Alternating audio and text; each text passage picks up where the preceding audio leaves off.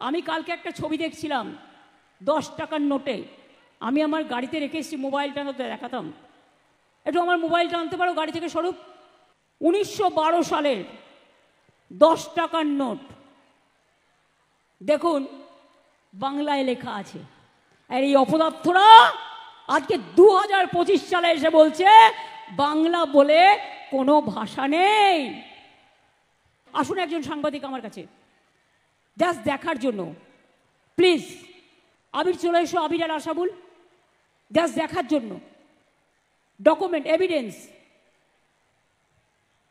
আমি দুজন সাংবাদিক বন্ধুকে দেখে নিচ্ছি।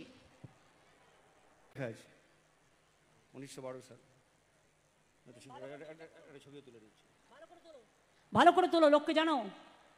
আর এখন বলছে বাংলা নাই, বাংলা ভাষার অস্তিত্ব নাই।